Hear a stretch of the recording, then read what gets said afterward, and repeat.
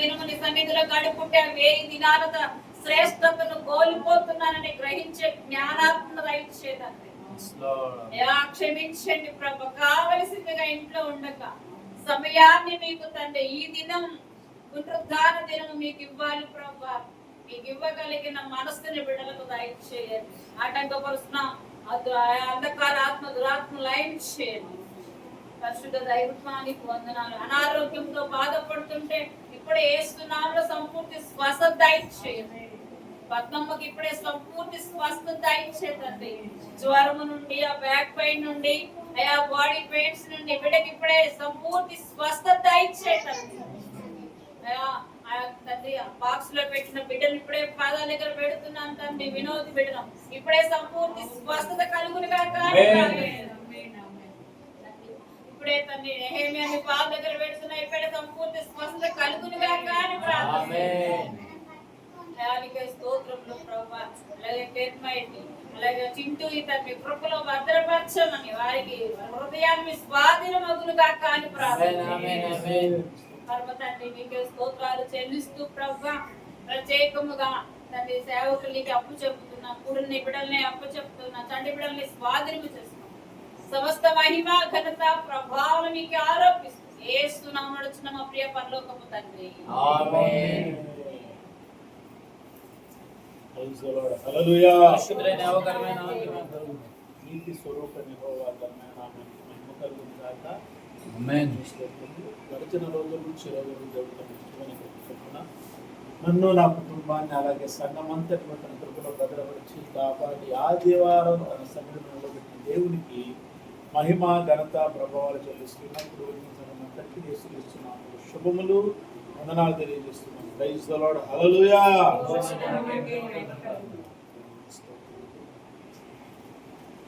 దేవుని ఘనమైన నామానికి మహిమ కలుగును గాక. ఎప్పటిలాగానే మనం జ్ఞాపకం చేసుకోవాలి. మనం చివరి రోజుల్లో మీరు మర్చిపోవద్దు. మీ మనసులో దుర్వేపడాలి. అందుకనే ప్రతి ఆదివారం మనం ప్రారంభమే ఎలా ఉంటుంది? వాక్య ప్రారంభమే మనం చివరి రోజుల్లో ఇది ఎట్టి పరిధులు మర్చిపోవద్దు. చివరి రోజుల్లో ఉంటే ఏంటి చివరి రోజుల్లో ఉన్నాం ఏంటైనా ఎప్పుడు మీరు చివరి రోజుల్లో ఉన్నాం ఏం చేయాలి? మేము చెప్పండి ఏం చేయాలి? చెప్పండి. చివరి రోజుల్లో ఉన్నాం. నేను కాదు, మీరు చెప్పండి ఏం చేయాలి? మనం ప్రార్థన ఉన్నాం. ప్రార్థన చేస్తూనే ఉన్నాగా, చేయట్లేదు ప్రార్థన. తర్వాత వాక్యం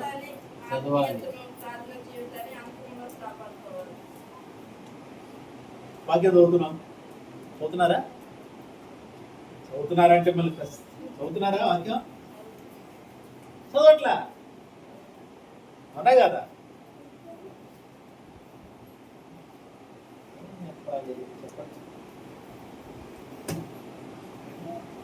వాక్యం చదువుతున్నారా? చదవట్లేదు కదా?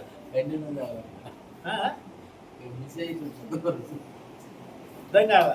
కంటిన్యూ చదవట్లేదు అంట, చదువుతున్నారు కానీ. ఎప్పుడెప్పుడు? వారానికి ఒకసారి, 2 రోజులకు ఒకసారి, నెలకు ఒకసారి, ఏమో ఎప్పుడు గుర్తొస్తే అప్పుడు కూడా కాదా? కంటిన్యూ కదా?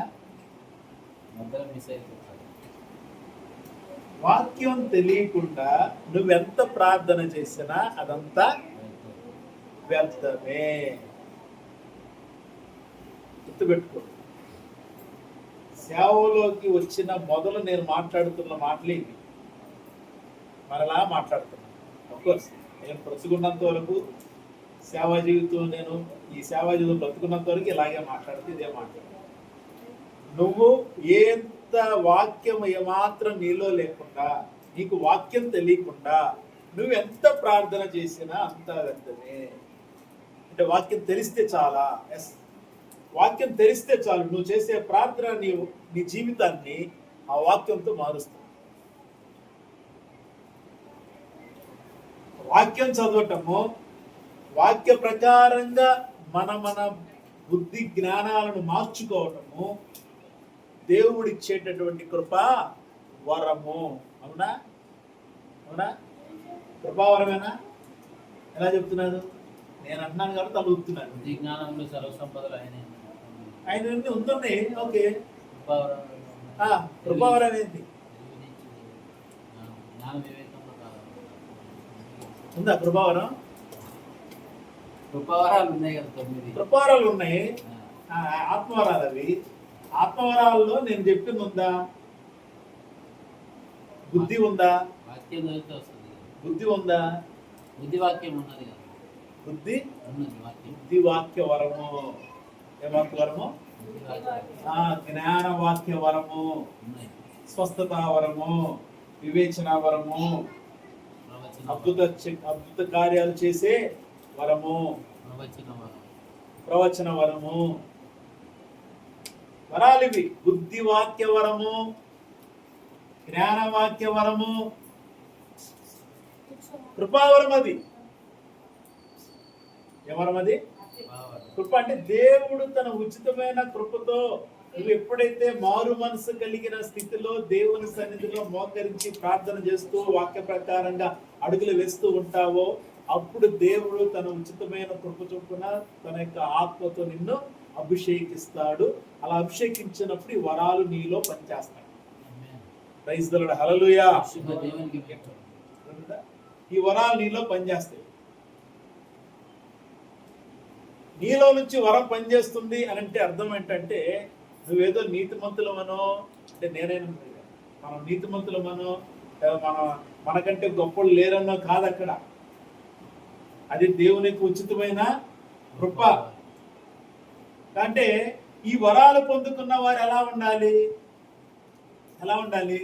ఆయన సన్నిధిలో ఎప్పటికీ దీనులుగా ఉండాలి, సాత్వికులుగా ఉండాలి,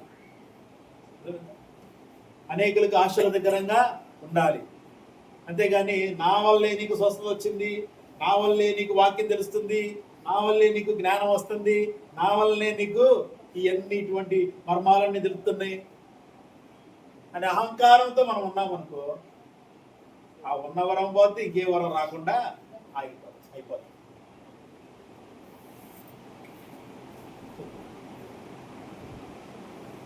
అంటే చివరి దినాల్లో ఉన్నవాళ్ళు దేవుని యొక్క ఆత్మలో బలంగా ఉన్నారు. దేవుని ఆత్మతోనే నీ ఆత్మ కట్టబడి. గుర్తుపెట్టు, నీ ఆత్మ నా ఆత్మ నేను కట్టుకుంటా అంటే కుదరదు. ఎవరి వల్ల కాదు. నేను కట్టగానే ఉన్నా. నేను నీతిమంతురాలని, నేను నీతిమంతుడిని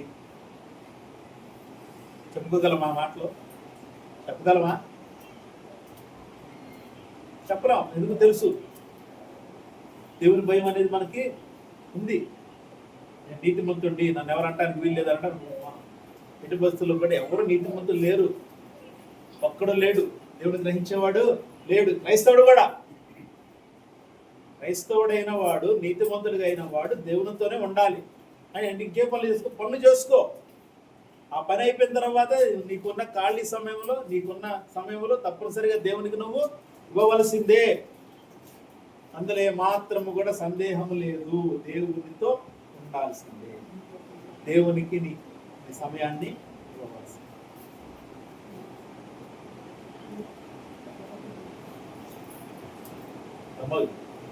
అమ్మా కూర్చోమ్మా, అందరికి పంచుతున్నాను.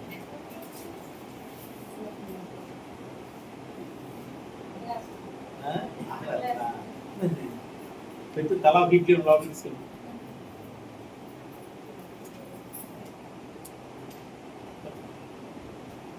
వాక్యం చదవండి. వాక్యం లేకపోతే లోపల వాక్యం అయితే ఏమైంది? చెప్పండి, ఏమైంది? బయట నుంచి అన్నీ వస్తాయి. బయట నుంచి అన్నీ వస్తాయి. బయట నుంచి ఏమవుతుంది? బయట నుంచి అన్నీ వస్తే ఏం చేస్తాయి? గలిబిలి చేస్తాయి. నేను కరెక్ట్గానే ఉన్నాను కదా, నాకెందుకు ఎలా జరుగుతుంది? తప్పది. నువ్వు ఎంత కరెక్ట్గా ఉండు, నీలో వాక్యం అనేది మనం కంట్రోల్ చేసుకోవాలంటే మనలో వాక్యం ఉండాలి, లోపల వాక్యం ఉండాలి. అందుకనే ఆ వాక్యం లేక, ఆత్మ సహాయం లేక మనము కంట్రోల్ చేసుకోలేము. చాలా జాగ్రత్తగా ఉండాలి.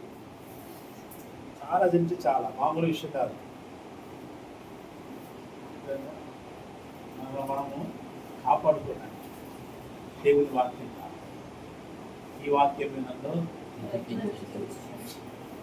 ఆ బాధల్లో సింపుల్ చెప్పడం కదా, మరే కదా, చాలా సింపుల్. వాక్యం ఇలా చెప్పడం సింపుల్, కానీ నిజంగా అనుభవిస్తున్నామా?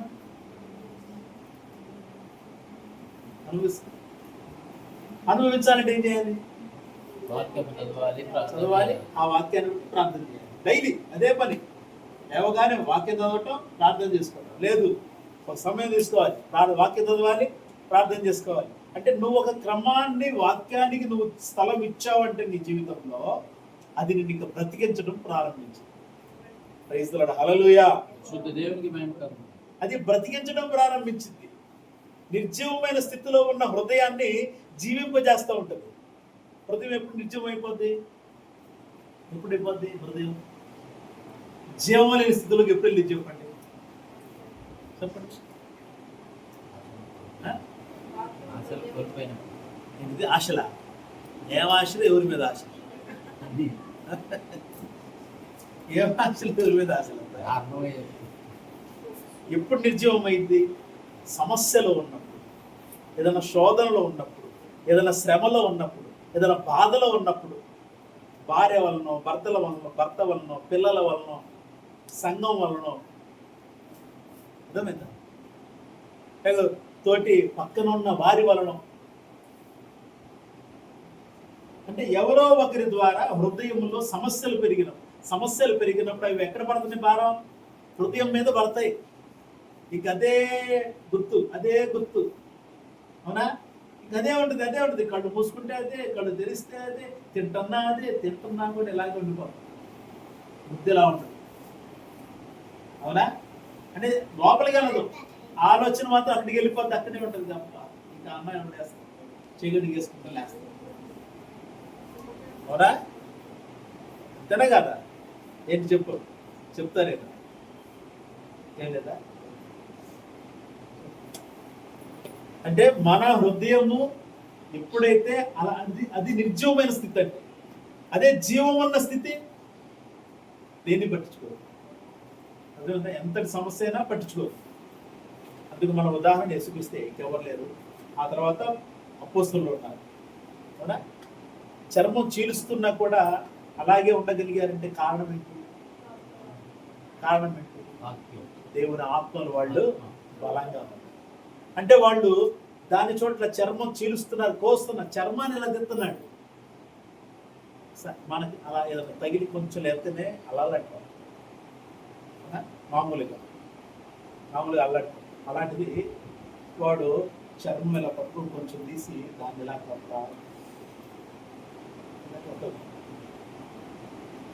గొర్రెకి చచ్చిపోయిన తర్వాత గొర్రెకి చర్మం లేదు. కానీ మనుషుల్ని, క్రైస్తవులు ఎలా చేశారు తెలుసా? బ్రతికుండగానే తీశారు. రంపాలతో కోస్తుంటే మనకి చిన్న చాగులా తెగితే నల్లటి రంపంతో, రంపం అంటే ఎలా ఉంటాయి? ముళ్ళు. అందుకు ఒకళ్ళు ఆగుతాడు, వెనక ఒకళ్ళు ఆగుతాడు. ఆ బాధను ఎలా ఊహించగలమా? వదిలేశారు. యేసుక్రీస్తు చర్మం మీద కొరడాలతో కొడుతుంటే అవి ఇనుపు కొరడాలి, కుక్కులు ఉన్నాయి. అలాగే గాడిద ప్రక్కటెముకలు అంటే గాడిద ఎముకలు ఎప్పటికీ అవి ఇరిగిపోవడం, చాలా బలంగా ఉంటాయి. ఆ ఎముకల్లో నుంచి తీసిన సన్నని ముళ్ళు ఆ కొరడాలకు ఉన్నాయి. దాన్ని తయారు చేశారు వాళ్ళు, రోమన్స్ అలా తయారు చేశారు. అంటే మనుషులు హింసించడం వాళ్ళకి చాలా ఇష్టం రోమన్స్కి. వాళ్ళు హింసపడతా ఉంటే వీళ్ళు ఆనందపడుతూ ఉంటారు, తాగుతూ తింటా ఎంజాయ్ చేస్తూ ఉంటారు. రోమన్స్ రాజులు కానీ వాళ్ళ కింద పనిచేసే వాళ్ళు కానీ ఇక బానిసలే తలదించుకొని ఉంటారు, వాళ్ళు నవ్వుతూ ఉంటారు. వీడు ఏడ్చాడు అనుకో, వీడు ఏడ్చినట్టు, ఈ బానిస ఏడ్చినట్టు కనపడింది అనుకో, వాడిని కూడా ఎందుకు ఏడుస్తున్నావు దా అని చెప్పి వాడిని కూడా హింసపెడతారు. అది రోమన్స్ అంటే.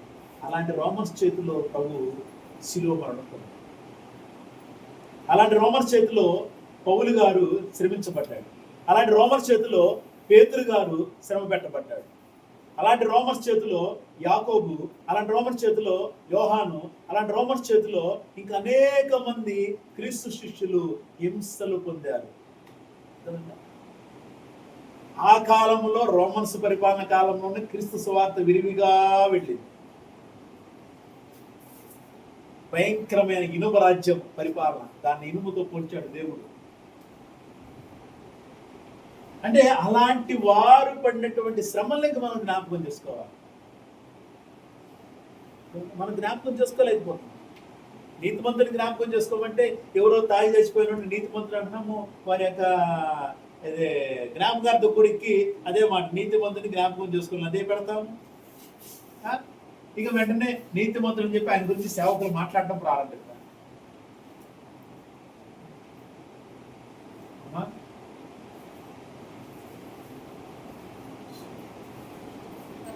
సోనియా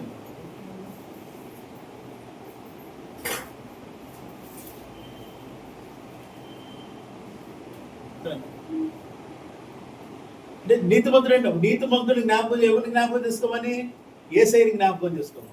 ఎవరిని? ఆయన నీతిమంతుడు. ఈ లోకంలో ఇంకెవరు లేరు నీతిమంతుడు. గుర్తుపెట్టుకో. ఇక మీ కళ్ళ ముందు నీతిగా, నిజంగా నీతిగా బ్రతికి, క్రైస్తవుడు నీతిగా బ్రతికి మీ కళ్ళ ముందు ఎవరన్నా నీతిగా బ్రతికిన వాళ్ళు ఎవరంటే వాళ్ళు నీతిమంతులు. ఓకే, వాడు మీకు తెలిసి ఉండాలి సాక్ష్యం. అదే మీ కళ్ళ ముందే తాగి తిరిగేవాడు వాడు నీతిమంతుడు అన్నాం అనుకో, ఏం లేదు. అందుకని సాధ్యమైనంత వరకు ఈ జ్ఞాపకార్థాలు వీటికి వెళ్ళలేదు. చెప్పాల్సి వస్తుంది. మనకే అవసరం. మామూలు ఎవరన్నా ఇప్పుడు సేవకులంటే వెళ్తాం, సేవకులంటే తప్పదు, వెళ్ళాలి. అదే ఎవరో ముక్కు మొహం తెలియని ఒక విశ్వాస పలానా వ్యక్తి వచ్చి వాక్యం చెప్పండి అన్నాను. ఎందుకు చెప్తాను? అలా ఒకసారి వెళ్ళాం. నేను ఎప్పుడు చేయలేదు మేడం సిస్టర్ అన్నాను. నేను ఎప్పుడు చేయలేదు సిస్టర్, మీరే చేసాను అన్నా. అయ్యగారు అవును సిస్టర్, ప్రార్థన చేయండి. ఏం ప్రార్థన చేయాలి? నేను చనిపోయిన శవానికి ఏం ప్రార్థన చేయాలి? బతుకులకి చెప్తేనే మార్పు రావట్లే, ఇంక చనిపోయిన వాళ్ళకి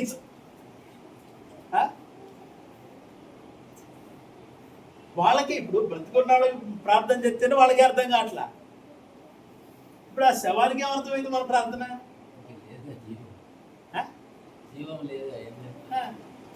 ప్రార్థన చేసినప్పుడు చేయకపోయినాడు ఏముంది? ఎవరి కోసం ప్రార్థన చేయాలంటే అక్కడున్న వాళ్ళ మార్పు కోసం ప్రార్థన చేయాలి. అదే ప్రార్థన చేశారు. అక్కడ ఉన్న వాళ్ళందరూ ఎలా ఉన్నారంటే తాగుతా ఉన్నారు, శవాన్ని అక్కడ బాబులేక కొందరు ఏడుపుతా ఉన్నారు. చాలా కాంప్లికేటెడ్ తెలుసా ఇలాంటివన్నీ. ఏమో అయ్యగారు ఎందుకో సరిగా ప్రార్థన చేయలేదు అంటారు. తర్వాత అసలు ఆయన గురించి చచ్చిపోయిన గురించి ప్రార్థన చేయలేదు అంటారు. చచ్చిపోయిన గురించి ప్రార్థన చేయలేదు. చచ్చిపోయాడు, అయిపోయింది, సమాధికి వెళ్తున్నాడు. రేపు మన అదే పరిస్థితి. చాలా అంటే క్రైస్తవ సమాజము ఎలా ఉంటుంది ఏంటి అనేది మనము అసలు మన ఊహకి అందట్లేదు. ఎవరికి ఏమి చెప్పినా వాక్యాన్ని ఉన్నదన్నట్టు వాక్యాన్ని సేవకులే తీసుకోకపోతే విశ్వాసులు ఏం తీసుకుంటారు?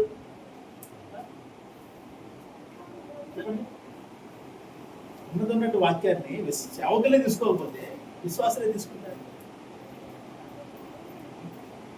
అందుకని అతి దినాల్లో ఉన్నామంటే కారణమే ఇది. అంటే ఎవరికి వారిగా నా అంత గొప్పోడు లేడని చెప్పి ఎవరికి వారిగా అనుకోవటం, సేవకులు కూడా నాకు తెలిసినంత ఇంకెవరికి తెలియదని అనుకోవటం, విశ్వాసులు నేను 40 ఏళ్ళ నుంచి విశ్వాసిని, నేను నాకంటే నీకే ఎక్కువ తెలుసా అని మాట్లాడేటువంటి విశ్వాసులు. ఇలాంటి విశ్వాసులు ఇలాగ ఉన్నటువంటి క్రైస్తవ సమాజము అంత్య దినాల్లో ఉందని చెప్పి జ్ఞాపకం చేసుకోకపోతే ఇంకేం చూసుకోవాలి? మనం సంఘం ఎక్కడుంది? అంత్య దినాలలో చివరి రోజుల్లో అంచున ఉంది, అంచున ఉంది. పడితే అట ఇట, అంతేనా? అంచున ఉంది. కాబట్టి ఆ అంచులో మార్పు చేసుకోవాల్సింది మనమే. దేవుని రాజ్యమా లేకపోతే నరక రాజ్యమా? అదేంటి, బాప్తిసం పొందిన వాళ్ళం నరకం వెళ్ళిపోతామా? అదేంటి, రక్షణ పొందుకున్న వాళ్ళం అలాగే బలలో పాలు పంచుకునే వాళ్ళం మేము వెళ్ళిపోతామా? అంటే ఒకవేళ ఎందుకు వెళ్ళిపోతాం? రక్షణ పొందిన వాళ్ళు బాప్తిసం తీసుకొని రక్షణ పొందుకొని బలలో పాలు పంచుకునే వాళ్ళు ఎవరు వెళ్తారు? దేవుని వాక్యానికి విరుద్ధంగా జీవించే వాళ్ళు వెళ్తారు. ప్రైజ్ లార్డ్, హల్లెలూయా. ఎవరు వెళ్ళేది? దేవుని వాక్యానికి విరుద్ధంగా జీవించేవాళ్ళు, దేవుని యొక్క పరిశుద్ధాత్మకు విరోధముగా మాట్లాడేవాళ్ళు, వాళ్ళు రక్షణ పొందిన వాళ్ళలో పాలు పంచుకున్న, అర్థమైందా? 40 ఏళ్ళు విశ్వాస జీవితమైన, 60 ఏళ్ళు విశ్వాస జీవితమైన, జ్ఞానయుక్తంగా మాట్లాడిన, మర్మాలు చెప్పిన ఎవరైనా సరే ప్రభు యొక్క వాక్యానికి పరిశుద్ధాత్మకు విరోధముగా జీవిస్తే ఎవరైనా తప్పదు. అందుకనే దేవుడు అంటాడు, నీ నీతి క్రియలన్నీ ఆయనకి ఎలా కనపడుతున్నాయి తెలుసా?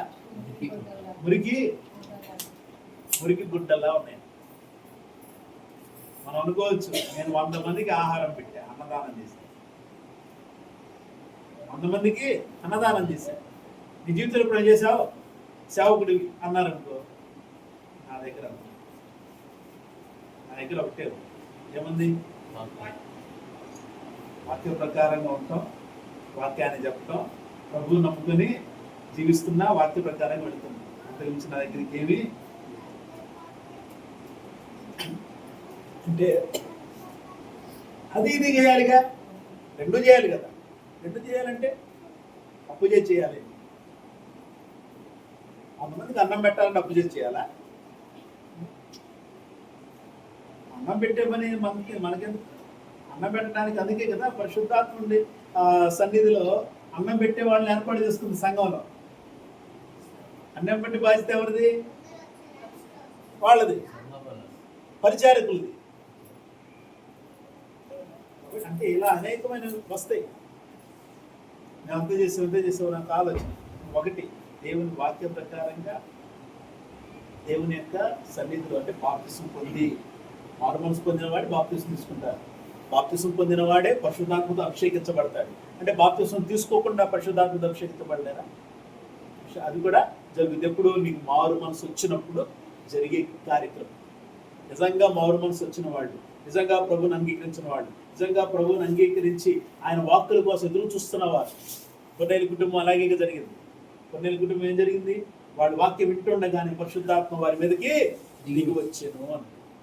వారు అక్కడ ఉన్నటువంటి, అంటే ఆ అన్య భాషల్లో వారు ఒకరికి ఒకరు దేవుని యొక్క కార్యాల గురించి వాళ్ళు మాట్లాడుకుంటూ ఉన్నారు. కొన్నేళ్ళ కుటుంబం అంతా. ఆ తర్వాత అంటాడు పేతురు, మరి అన్యజనులు సైతం పరిశుద్ధాత్మ నింపబడ్డారు, మరి బాప్తిసం తీసుకోకుండా నీళ్లకు ఆటంకపరిచే వాళ్ళు ఎవరు అని చెప్పి వాళ్ళందరికీ కూడా ఆయన బాప్తిసం ఇవ్వడం జరిగింది. అంటే పరిశుద్ధాత్మ అనేది మారు మనసు పొందిన తర్వాత వస్తుంది. బాప్తిసం తీసుకోకున్నా తీసుకోక అందులో ఏమాత్రం సందేహం లేదు. కాబట్టి కొంతమంది అంటారు కంపల్సరీ బాప్తిసం తీసుకోవాల్సిందే, ఆత్మతో నింపబడాలంటే. అదేం కాదు. మారు మనసు పొందితే ఆత్మతో అభిషేకిస్తాడు దేవుడు. మారు మనసులో ఉంటే దేవుడు ఆత్మతో అభిషేకిస్తాడు. తర్వాత నువ్వు బాప్తిసం తీసుకొని బాప్తిసంలో, అంటే రక్షణ పొందుకున్న గుర్తుగా నువ్వు వెళ్ళిపోవాలి. పాప క్షమాపణ గుర్తుగా బాప్తిసం తీసుకొని వెళ్ళాలి. కానీ దేవుని ఆత్మలో అభిషేకించబడటం చాలా ప్రాముఖ్యం. దేవుని ఆత్మయే మనల్ని దేవుని రాజ్యానికి తీసుకొని వెళ్ళేది. మనం వెళ్ళాం. ఆ ప్రభు వచ్చినప్పుడు మనలో ఉన్న ఆత్మ ఇంకా మహిమాత్మగా తయారైతే, అంటే ఇంకా అధిక మహిమలోనికి వెళ్ళింది. ఆయన వచ్చిన మన ఆత్మ ఇంకా మహిమతో వెలుగుతుంది. ఎప్పుడు ఎక్కడే మనము ఆ మహిమను అనుభవించే వారిగా ఉండాలి. దేవుని మహిమను అనుభవించే జీవితం ఇక్కడ జీవించాలి. మనం ఎప్పుడు కష్టాలు ఉంటాయి, నష్టాలు ఉంటాయి, శ్రమలు ఉంటాయి, బాధలు ఉంటాయి, అప్పులు ఉంటాయి, ఇబ్బందులు ఉంటాయి. ఇవేవి లేకుండా ఉండవు మనిషి జీవితం అన్న తర్వాత. ఇవన్నీ ఉంటాయి. వీటినే మనం పట్టుకొని దేవుడికి దూరం అవటం ఏమాత్రం కూడా ఆమోదయోగ్యమైనది కాదు క్రైస్తవులకు. అర్థమైందా? క్రైస్తవులకు ఆమోదయోగ్యమైనది ఒకటే, నువ్వు ఎంత శ్రమ ఉన్నా, శోధన ఉన్నా, వేదన ఉన్నా, బాధ ఉన్నా, హింస అయినా, అందుకని అంటాడు అక్కడ, కరువైన, కాటకమైన, హింస అయిన, ఉపద్రవమైన, ఖడ్గమైన ఏదైనా క్రీస్తు ప్రేమ నుండి మనలను ఎడబాపునా. మరి మనం ఎందుకు విడిపోతున్నాం క్రీస్తు ప్రేమ నుండి? ఆ ఇబ్బంది ఉంది, ఈ ఇబ్బంది ఉంది అని. ఖడ్గమే విడదీయలేకపోతుంది క్రీస్తు ప్రేమ నుండి. అందుకనే కదా వాళ్ళు ఖడ్గం అయినా సరే ఇబ్బంది పడలేదు, తల అలా ఉంచున్నారు. ఏం చేసుకున్నా చేసుకున్నారు. పౌలు శిరచ్ఛేదన చేయబడ్డాడు, పేతురు తలకిందులుగా సిలువ వేయబడ్డాడు, సోలాలతో పొడవబడ్డాడు, యాకోబు ఖడ్గంతో చంపబడ్డాడు, ఇంకా అనేకులు ఖడ్గంతో చంపబడ్డాడు, క్రూర మృగాల చేత చంపించారు. అందరూ కూడా మోకరించి ప్రార్థన చేస్తున్నారు. అందరూ మోకరించి ప్రార్థన చేస్తున్నారు చచ్చిపోయే సమయంలో. ఎవరో కూడా పారిపోవటం గేడిపోవటం ఏం లేదు.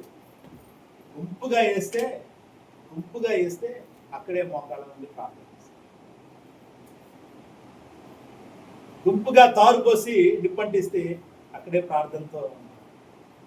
అంటే ఎంత శ్రమలున్నా కూడా క్రీస్తుని వాళ్ళు వదిలిపెట్టలేదు. మామూలు శ్రమలు మనకుంది, సాధారణమైన సమస్యలు మనకుంది. ఆ సమస్యలకు కూడా మనం ఏం చేస్తున్నామంటే దేవునికి దూరం అయిపోతాం. మనం అనుకుంటున్నాం దేవునికి దూరం అయితే సమస్యలు అన్నీ తగ్గిపోతాయి అనుకుంటున్నాను. అవునా? దేవునికి దూరం అవటం వల్ల ఏం తక్కువ? నీకు నువ్వు సమస్యలు పట్టుకున్నప్పుడు దేవుడు దగ్గరున్నా ఒకటే, దూరంగా ఉన్నావు. నువ్వు వదలాల్సింది సమస్యని, దేవుణ్ణి కాదు. ప్రైజ్ ది లార్డ్, హల్లెలూయా. వదలాల్సింది ఎవరిని? సమస్యను వదులు. ఆ సమస్య ఏంటో దాన్ని వదిలిపెట్టు. ఎలా వదులుతాము? అది వెళ్ళట్లేదు. ఎలా వదలాలి? చెప్పండి, ఎలా పోతుంది? చెప్పండి. హృదయంలో ఉన్న సమస్య ఎలా పోతుంది? ఎలా పోగొట్టుకోవాలి? చెప్పండి, ఎలా పోగొట్టుకోవాలి? అపోస్తలుడైన పౌలు ఫిలిప్పీయులకు రాసిన పత్రిక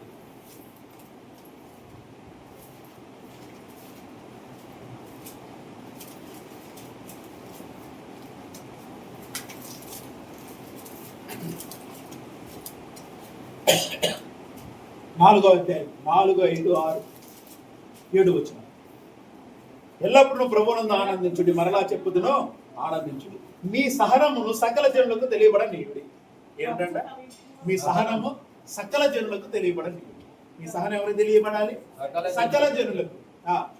ప్రభు సమీపముగా ఉన్నాడు. దేని గురించి చింతపడకుడు గాని ప్రతి విషయములోను ప్రార్థన విజ్ఞాపనల చేత కృతజ్ఞతాపూర్వకముగా మీ విన్నపములు దేవునికి తెలియచేయండి. అప్పుడు సమస్త జ్ఞానం మించిన దేవుని సమాధానము యేసుక్రీస్తు వలన మీ హృదయములకును మీ తలంపులకును కావలి ఉండను.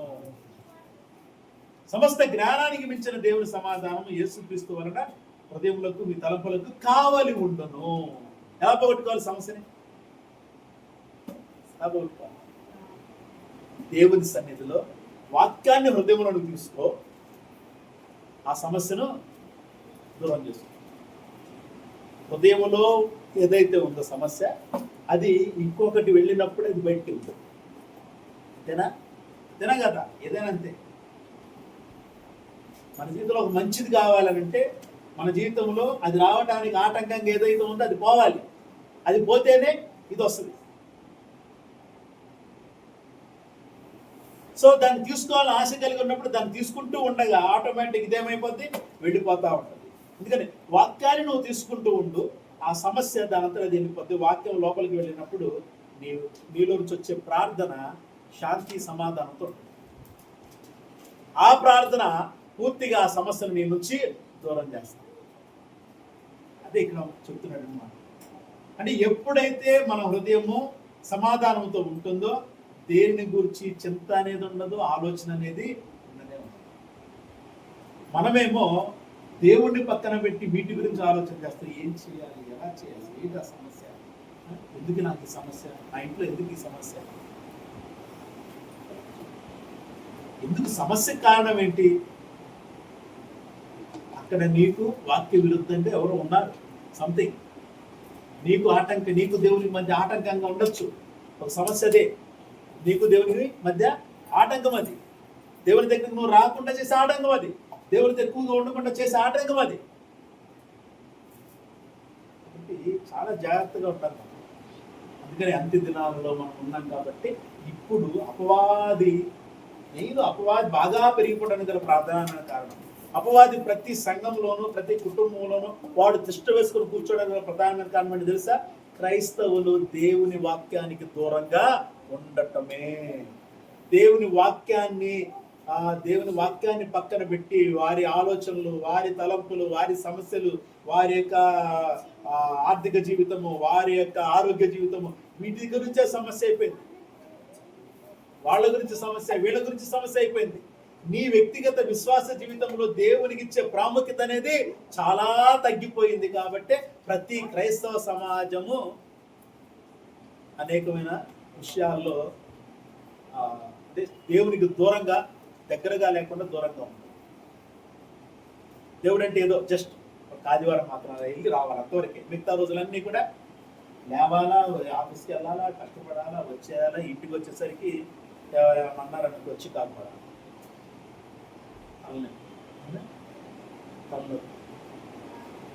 తలనొప్పితో పాటు యాంగ్జైటీ, తలనొప్పితో పాటు ఫ్రస్ట్రేషన్, తలనొప్పితో పాటు ఇంకా రకరకాలు వస్తాయి. ఇంకేం లేదు, కోపం తెచ్చుకొని భార్యను 2-3 బాధగా,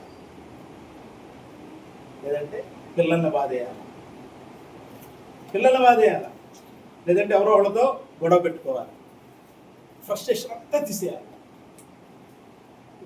ఫ్రస్ట్రేషన్ ఒక దురాత్మ. చికాకు ఒక దురాత్మ. దేవుని వాక్యం లేకపోతే ఆ చికాకు అనేది లోపల అలాగే పెరిగిపోయి నిన్ను, కుటుంబాన్ని, సమస్తాన్ని దేవునికి కాదు సమాజానికి దూరం చేయొచ్చు.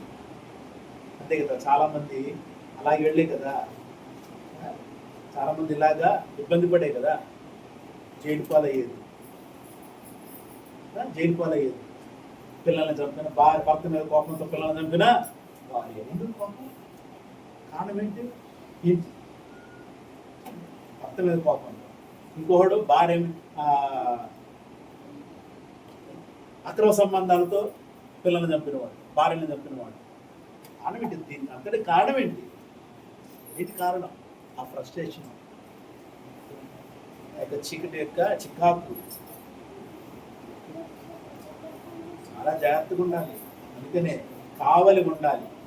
హృదయాలకు, తలంపులకు ఏం కావాలి ఉండాలి?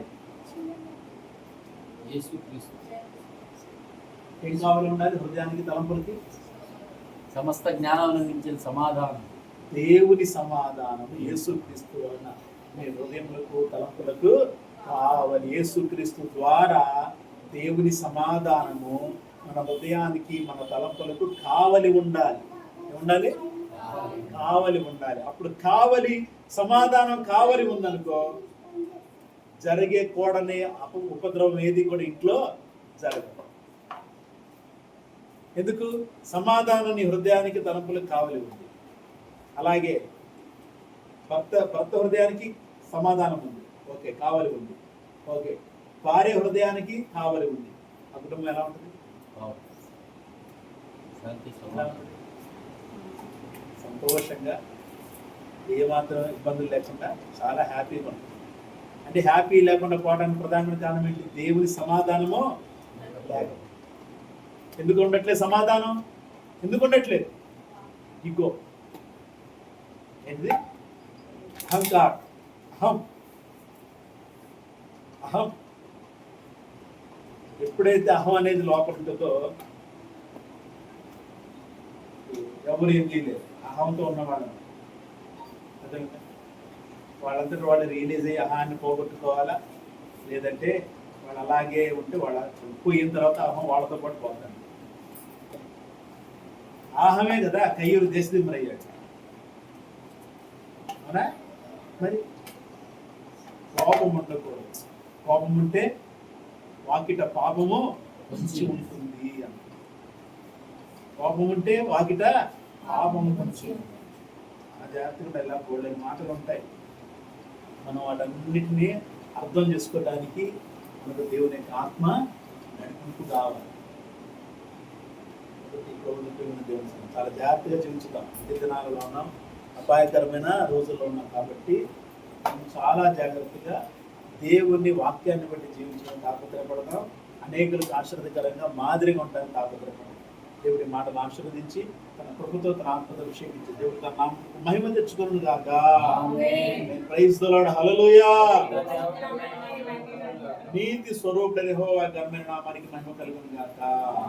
మోకరించి ప్రార్థన చేద్దాం.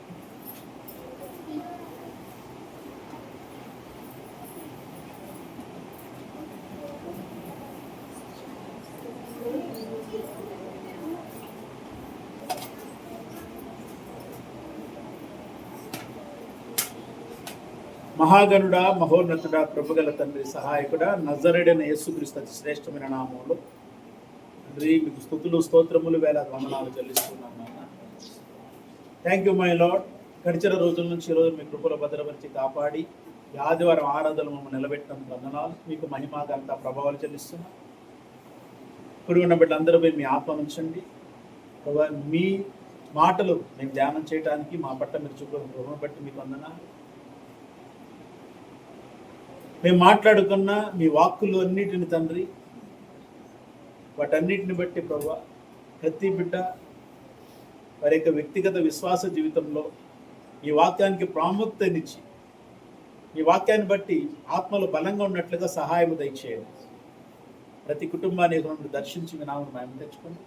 కుటుంబంలో తండ్రి మీ ఆత్మను ఉంచండి.